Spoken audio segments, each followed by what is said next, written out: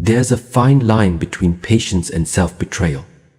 When someone disrespects you, it's not just about what they did, it's about what you do next. How you respond defines whether you hold your power or give it away. In this video, we're diving deep into 5 things you should never do when someone disrespects you, because your self-respect isn't negotiable. It's your foundation. Let's get into it. When someone disrespects you, your first instinct might be to strike back. It feels natural to defend yourself with equal force, to return the insult, to match their negative energy with your own. But this is where most people make a critical mistake. When you lower yourself to their level, you aren't just responding, you're handing over your self-control. You're stepping into the same space where they live, a place driven by ego, anger, and pettiness. It's tempting to clap back, to say something sharp that cuts as deeply as their words did, but the truth is, that moment of satisfaction fades quickly. What stays with you is the realization that you allowed someone else's behavior to dictate yours. Holding your ground doesn't mean firing shots. It means staying rooted in who you are. When you choose to rise above the situation, you're not being passive.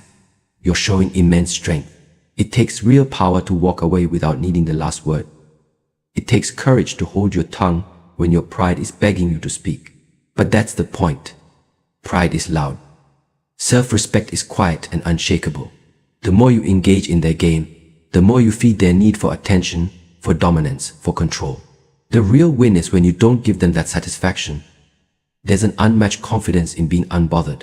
When someone tries to pull you into negativity, and you don't flinch, you send a silent message. You can't touch me. You're showing that their words don't carry weight in your world. You're telling them, without saying a thing, that your energy is too expensive for their drama. And people notice that. They respect the one who stays calm. They respect the one who doesn't need to react to prove their worth. They respect the one who knows silence can speak louder than any insult. This doesn't mean you allow disrespect to slide. It means you choose your response with purpose, not impulse. You can set boundaries firmly without losing your cool. You can protect your space without becoming hostile. The goal isn't to win the argument, the goal is to win your peace. Because every time you meet disrespect with more disrespect, you're telling yourself that your emotions are controlled by someone else. You're giving them the remote to your mood, your day, your energy. Real strength is knowing you can respond, but choosing when or if it's even worth it. Not every battle deserves your presence. Sometimes the most powerful thing you can do is simply rise above and keep moving. When someone disrespects you, it's not just about the moment, it's about what you're willing to tolerate. Disrespect is rarely an accident. Often it's a subtle test, a quiet push to see how far they can go. The moment you ignore your own boundaries, you send a message that you're willing to bend, to shrink, to accept less than you deserve, just to avoid confrontation or keep the peace. But keeping the peace at the expense of your self-worth is never peace, it's silent self-abandonment. You cannot afford to make yourself small for the comfort of others. The minute you let one act of disrespect slide without checking it, you open the door for more. Boundaries are not just walls to keep people out. They are lines that define where you end and where someone else's behavior is no longer acceptable. When someone crosses that line, staying silent or brushing it off is like erasing the line altogether. You may tell yourself, it's not a big deal, or I'll let it go this time, but those small moments stack up. Over time, the person learns exactly what you're willing to accept, and they will keep pushing until there's no boundary left at all. This is how people slowly chip away at your confidence, your comfort, and your sense of self. It doesn't happen in one explosion, it happens in 1,000 tiny cuts you choose not to notice. Holding your boundaries doesn't mean you have to be aggressive or loud. It simply means you have to be clear. You can say no without raising your voice. You can walk away without making a scene. You can choose your self-respect without offering an explanation.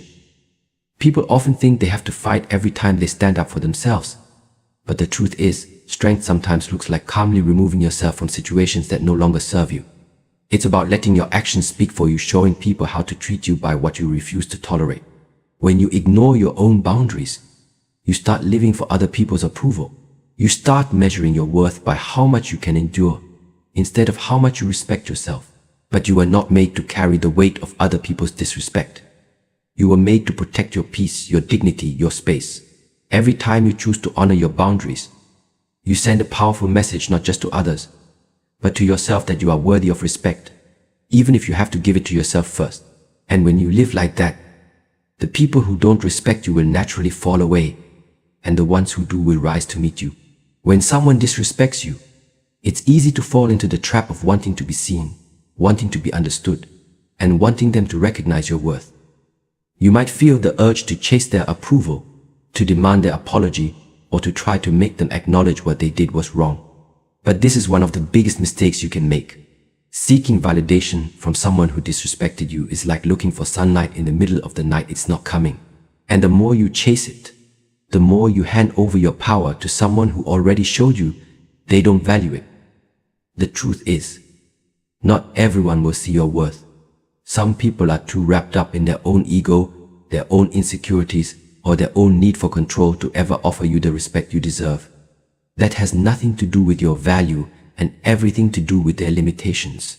When you tie your self-esteem to their recognition, you're building your confidence on shaky ground. You spend your energy trying to prove something that never needed proving. Your worth isn't up for debate. It isn't something to be argued over. It simply is. You don't need their apology to move on. You don't need their validation to feel strong. Waiting for someone else to validate you is like sitting in a locked room holding the key, but still waiting for someone else to open the door. You already have the power to free yourself. The moment you realize you don't need their recognition is the moment you take your power back. Their inability to respect you does not shrink your value.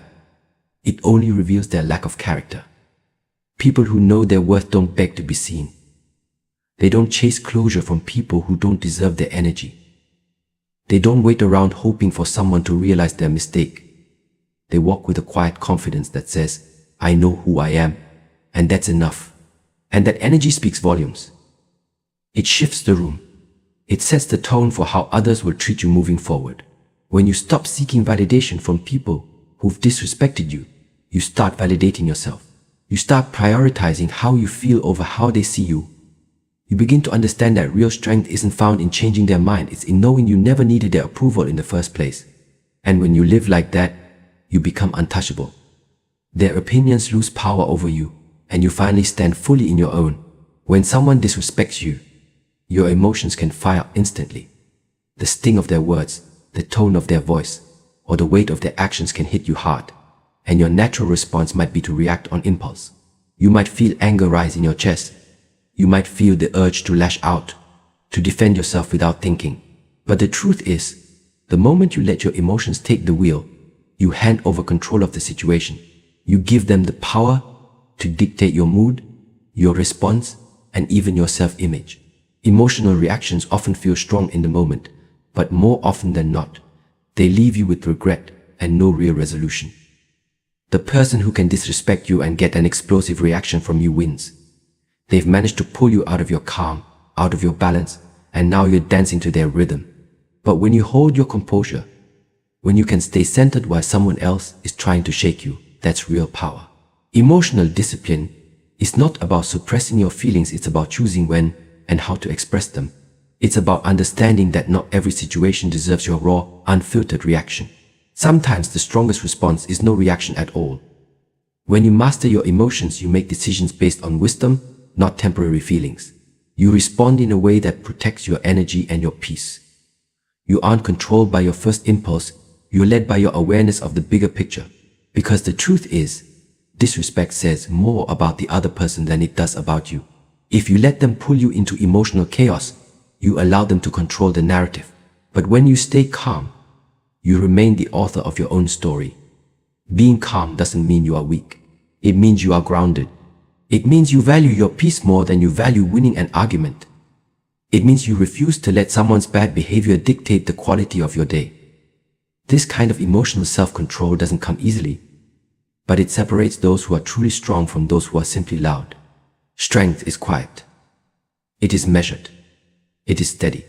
Choosing to step back, to breathe, to think, and to respond with intention is not about letting anyone off the hook, it's about choosing yourself. It's about not allowing anyone to steal your peace.